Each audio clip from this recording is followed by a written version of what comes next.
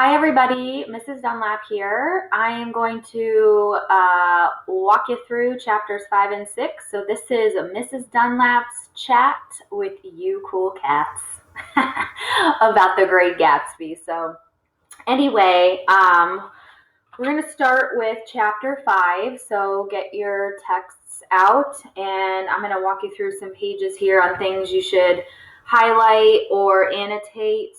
If you're wondering what we're doing for an end of the unit, like final assessment, we're going to be doing a final test, and that'll be coming, I think, next week. I gotta look at my notes, but you will have a multiple choice matching short answer test over the book. So things that I have you highlight will be important for you to study. Okay. So chapter 5, and you'll see I'm kind of going to go over some of the questions from the activity that you just did this week. I'll be sending you the answers to check your work with as well. But you'll notice that parallel there, okay? So chapter 5 is all about the tea date, the reunion, the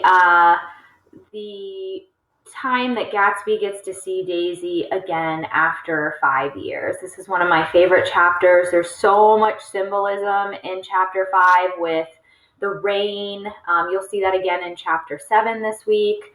But look for that, or go back and mark that weather symbolism, okay?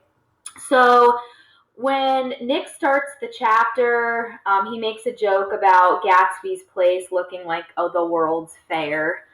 This is on page 81 because it was lit up so much. And remember, it is a colossal mansion, so it is huge, okay?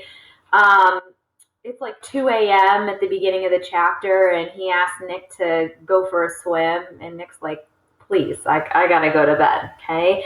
So they start to have this small talk initiated by Gatsby about getting Nick's place fixed up because he wants to have Daisy over, coincidentally, for tea, but he wants Nick's place to look really nice, which is a reflection on Gatsby, okay? So he even says, I could, for you doing me this favor, I could get you some extra money on the side. This is on page 83. It's a confidential sort of thing at the top there. If you haven't picked up by now, Gatsby is doing some illegal things, probably with alcohol because this was prohibition, okay? So I'm kind of looking at my notes here. So Nick calls Daisy and invites her to tea, and he says, don't bring Tom, of course, right? And she's like, oh, who's Tom? Because she's just so weird. I don't know. She's just kind of like a jokester in that way. So not just that, but like, that like kind of, the blonde kind of ditzy type personality. But deep down, Daisy's a lot smarter than we give her credit for, okay? So let's talk about what Gatsby does to make sure this reunion day is perfect. He has way too many flowers delivered. He gets Nick's lawn mowed. And then you see later in the chapter that he shows up wearing a white suit with silver shirt and gold tie. So he's dressed to the nines there. On page 84, make sure that you star or highlight the rain. It was pouring rain, okay? So this is on your activity sheet that you just did for me. What's that symbolic? What does that symbolize? It could either symbolize that, you try to make something so perfect and it can never be perfect, right, Gatsby? Or cleanliness, washing away the past, this like new time for the two of them to meet. Okay, so there's that too. Let's see what we have. So the rain cools off, which is interesting.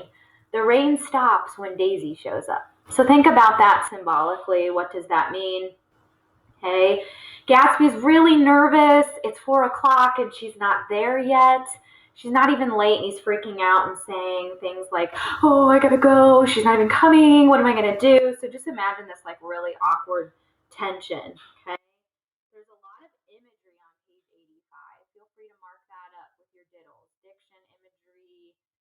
detail language syntax. We've got imagery with the glistening drops of the rain on her car. So she tells her chauffeur Ferdy to come back in an hour. Gatsby's pale. Pale as death. That's a simile there on the top of 86. That has to do with imagery too. Okay. And then she sees Gatsby here on page 86, and she says, "I'm certainly awfully glad to see you again." And it's like magic.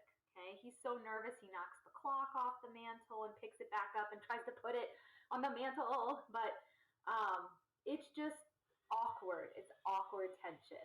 Okay. Um, she tells Nick, "Oh, we haven't seen each other," and Gatsby's like, "5 years next November." It's like, that's kind of a creeper thing to say, like he's counting the time. He's so specific, right? And then he tries to leave, and Nick stops him, and he says, "You know what? You're both just embarrassed. It's okay. Um, just keep talking. Like, don't leave her in there all by herself." And Nick says, "Go, like, go talk to her." And then if you look here on page 88, there's so much rain symbolism, so make sure you highlight that. And then the sun comes out when they meet, so the weather is symbolizing their conversation. It's going hand in hand here. Okay, so we just talked about the weather. And then again on 89, it stopped raining. The sun's coming out. Again, it's this symbolism of, oh, there's my dog in the background. Maggie, lay down. It's this symbolism of their conversation and their relationship. Okay, pretty cool. So see how like there was this awkward, nervous tension, and it was raining, and then it stopped, and it's like, oh, we're gonna go back to 5 years ago. Okay, so they are on their way. Gatsby says, "Let's go over and look at my house." Oh, it's conveniently right next door. Okay. So he walks her there, and he walks her the long way around the house instead of going in the front door because he wants to show her all of the property. He tells them it just took him 3 years to earn the money to buy something this expensive. And then he tries to cover up a lie because Nick says, "I thought you inherited your money," on page 90. And he says, "Oh, I did, but I lost it, and then I got it all back." He has to backtrack on that lie, okay, and also cover up his business and what he's doing, which is, you'll find out, it has to do with illegal sales of booze, okay. So he takes them around the yard to show off his colossal mansion here, and you meet on page 91 Mr. Klipspringer, who's the boarder, and he's the organist too. He plays all the music at the parties. And he basically shows off his house to Daisy. Everything's gold, everything's perfect, everything was done specifically for her.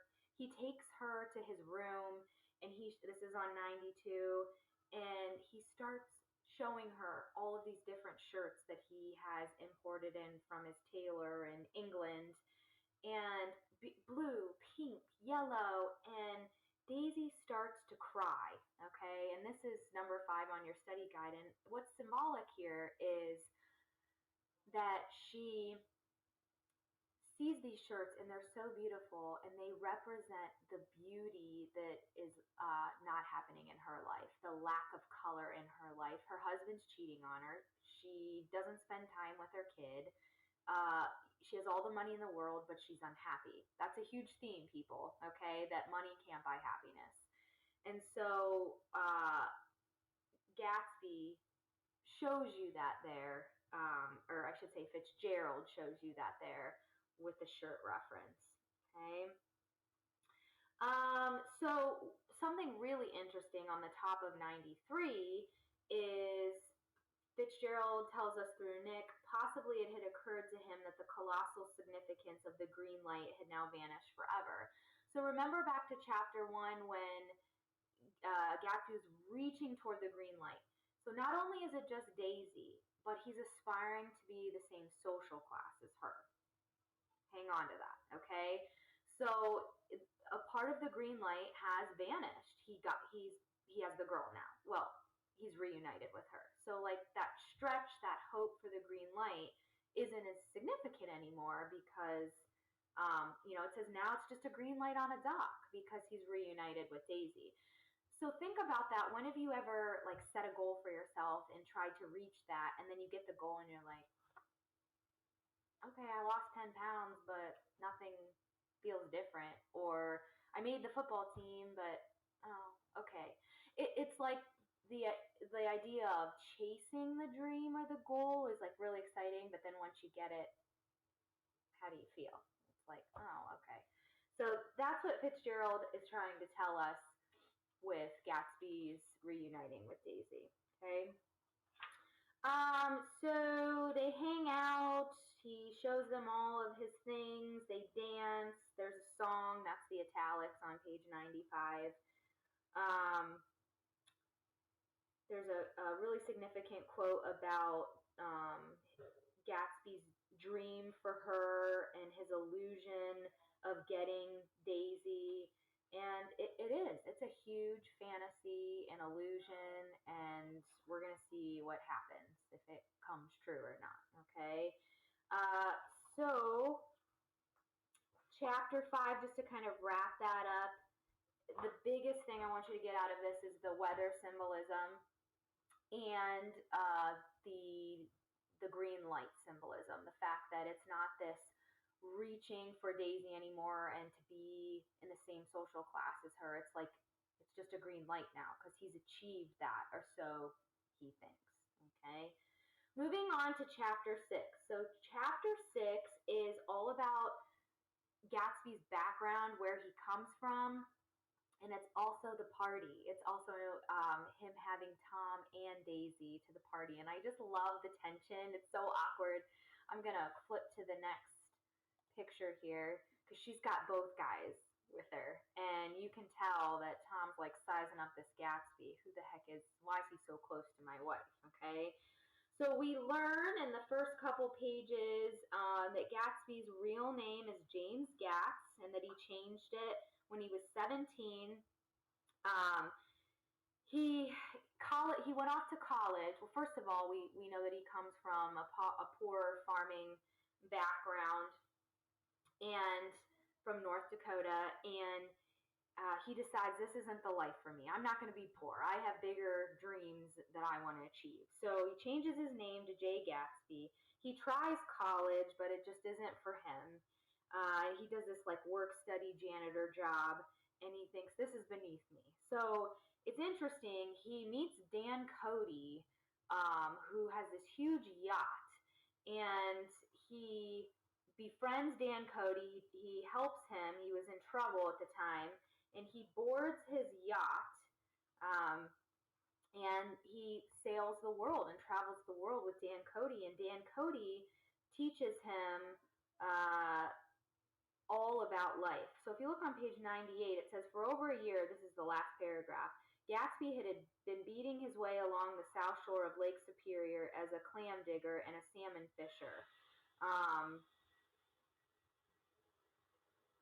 And so that's how he met Cody up on Lake Superior there. It goes on to talk about how he knows a lot of women, meaning Gatsby slept around. He kind of partied, and he was always thinking about getting the next big thing in life. He had all of these dreams, these reveries on page 99. So he tries college. That doesn't work. And then, like I said, he meets Cody. This is on page 99, Dan Cody from Nevada. And they spend some time together. And I'm looking at the questions here that I want to talk to you about. Oh, yeah, on page, that's a good quote. On page 99, it talks about Gatsby's heart being in a constant turbulent riot, which means as a young man, he's seeing all of this wealth and glitz and glam that Dan Cody has, and he wants that, and he knows he's getting a sense of what the elite are really like, and he wants to be that, be bigger and be gaudier than what he grew up. Okay, some more symbolism in this chapter. The yacht. The yacht represents all of the beauty and glamour in the world that Gatsby wants to get. So as they spend some time together, and Cody had, women of his own too. And sorry, my hair is going all over the place there. He left Gatsby $25,000 in his will, which was a lot of money. Convert that $25,000 back then to what that would be today. I think I put a note of that somewhere in my, maybe I don't know, but figure that's a lot of money. And with one of the women that was with Cody, made sure that nobody got a cent except her. So she actually ended up getting that. So Gatsby, instead of saying, well, forget this, I'm going to just quit, he said, all right, well, I thought I was going to get $25,000, but you know what? I'm going to move on. I'm going to keep pushing. I'm going to accomplish my dreams, and I'm going to do whatever it takes. So he learned that he couldn't rely on just having things handed to him. So then we go into the party, which is interesting because it starts on 101, and Tom and this couple kind of like meander over, I think, to Gatsby's property, or some. I gotta look back there, but Tom and this couple meet up, and they come across Gatsby, and Gatsby invites them to the party. And I want you to look on page 102, where Gatsby does his kind of first dig at Tom. He says, I know your wife. And remember from talking about the crucible, when we talked about that word know, we can assume that Gatsby and Daisy are having a little love affair right now, and he kind of digs that in, or he tells Tom, like, I did know her, like, we had a relationship before you. Okay, he's kind of giving him that. So the other couple, the Sloanes, Mr. Sloane and the woman on the horse, they ignore him and kind of put him off because he's a Westacre. He is beneath them. He is new money. He's not old refined money.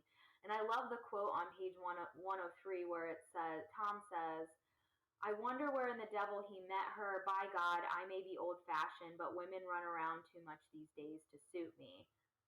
That's so hypocritical because he's running around cheating on his wife, right? So they get to the party. Tom and Daisy come to Gatsby's party, and she pretends to like it, but she really doesn't. It's too wild. There's all this new money there, these kind of flashy, crazy women who are swinging from chandeliers, and they're so drunk they gotta hose the girls off with cold water. And remember, Daisy and Tom are old money. They're very wealthy and elite and snobby, and I would never swing from a chandelier, that kind of wealth. And it just does not mix, as we even see back from chapter 3. They don't mix. And Tom and Gatsby make these digs at each other all night. Oh, this is the polo player, Gatsby says. Tom, the polo player, like, he doesn't have a real job. He just rides horses all day, right?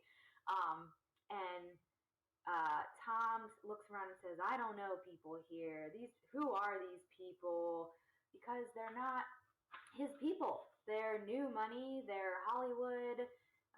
They're not from the elite East Egg class. Okay. So although the party is ritzy and luxurious, there's nothing really classy about it. So while the reader can have easily predicted Daisy and Tom's reaction to his party, Gatsby's just stumped. Like, why doesn't she like it? Okay? Like, look what I have all this stuff. I have millions of dollars. Why doesn't Daisy want to leave Tom for me? And again, what you guys need to realize is that it boils down to the differences in social class. okay? The Eastagers are refined. They're not going to leave their people. They don't want to be, they don't want to have that reputation of being new money and flashy and obnoxious. They are old money and full of class, okay? So the old money ways are far more understated and refined. You know, oh, I come from East Egg. I would never come to a party like this. It's so classless. Okay. And poor Gatsby, he's just trying to show Daisy what he has so he can win back the girl, right? And then one of my favorite, make sure you understand that Tom's really jealous in this chapter because Daisy is showing Gatsby a lot of attention. And Tom says some things like, is this guy just a big bootlegger anyhow? And that's foreshadowing because we find out a little bit that he is. Okay. And then, yeah, Daisy sees a girl be put under a cold shower on page 108, and that's very frightening to her. Like, she would never get so drunk that she'd have to be hosed off. Okay. So in the last couple pages, 109 through 111, the party's over. Tom and Daisy leave, and Nick and Gatsby kind of have this moment where he talks to Nick about, oh, I don't think she liked the party. What can I do? And we find out that Gatsby just wants Daisy to say, I never loved you, Tom. I'm running away with Gatsby, or I'm going to be with him, and bye-bye, okay? But I don't know if it's complicated. They have a kid. She does not want to leave the elite class, the old money, for this new flashy way of life. And then one of the most significant quotes ever in literature, ever people, is on the top of 110. Can't repeat the past. Gatsby said, why, of course you can. Because Nick says, Gatsby, you can't repeat the past, okay?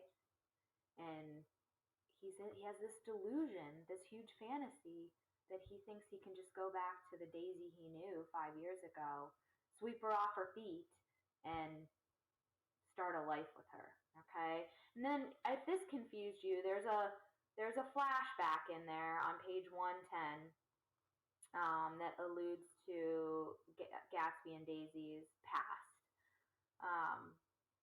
But we find out a lot in these two chapters that I don't know how easy it's going to be to get the girl back. Okay?